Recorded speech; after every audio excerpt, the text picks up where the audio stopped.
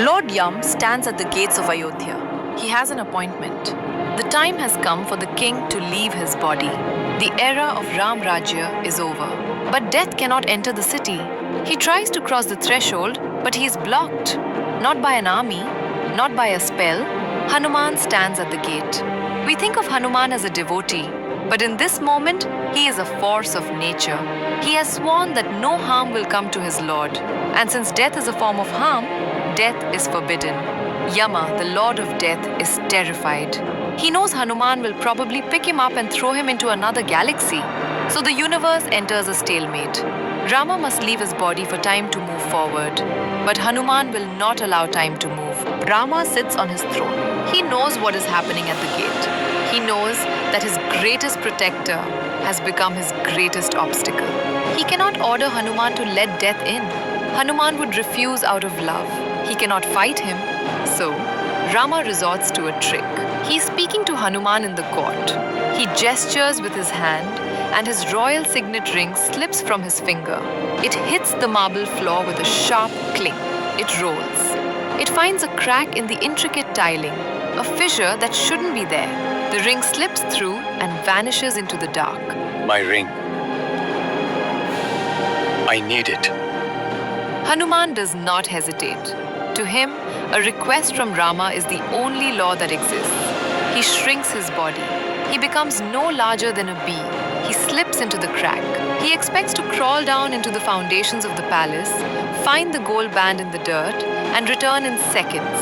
But the crack does not end. It goes down, past the stone of the foundation, past the bedrock of Ayodhya, past the crust of the earth itself.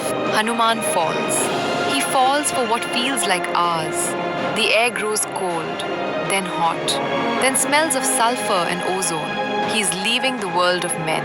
He lands in the Naglok, the realm of the serpents. This is a world lit by the bioluminescence of jewels on the hoods of great snakes.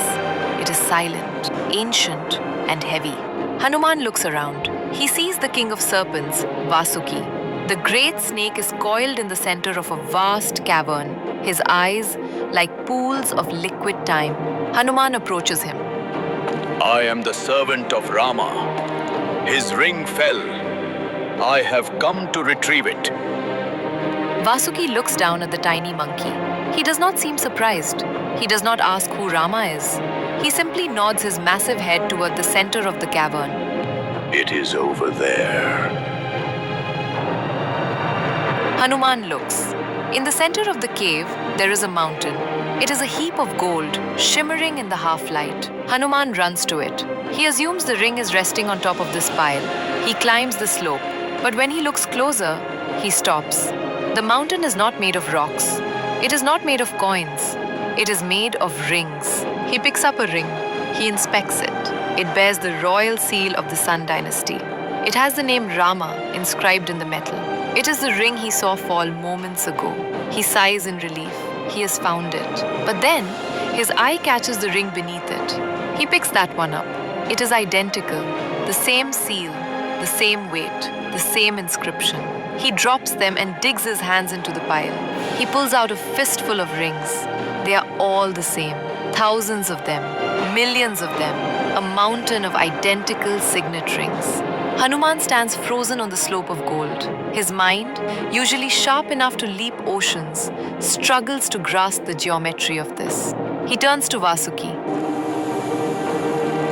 I don't understand. Which one is his? Vasuki watches him with ancient, tired eyes. They are all his. That is impossible. Rama dropped his ring just now. Hanuman, who sent you here? Rama sent me here.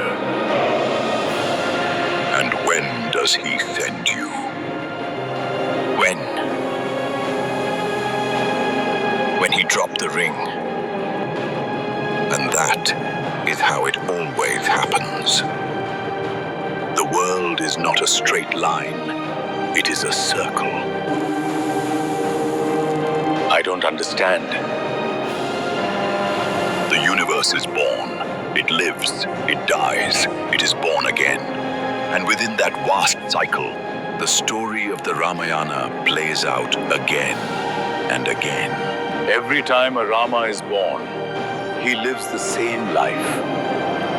He goes to the forest. He fights the war. He rules Ayodhya. And every time, when his work is done, he must leave.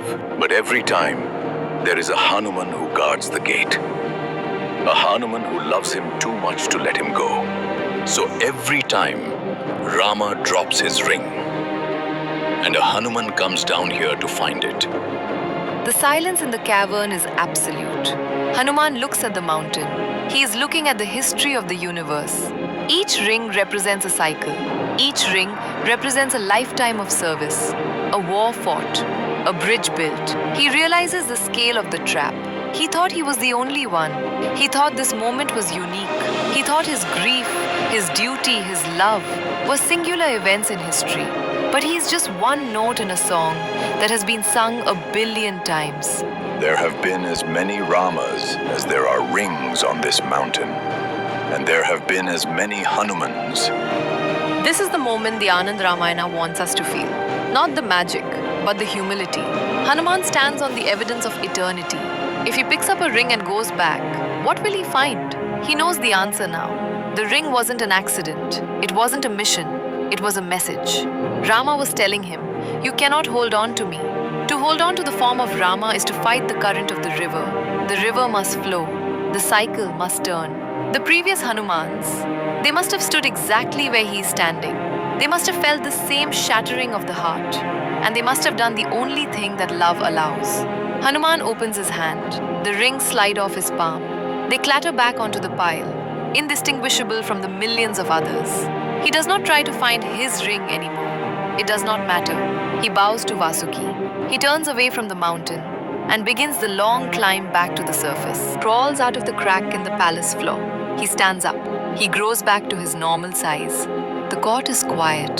The crack in the floor seals itself as if it were never there. He looks at the throne. It is empty.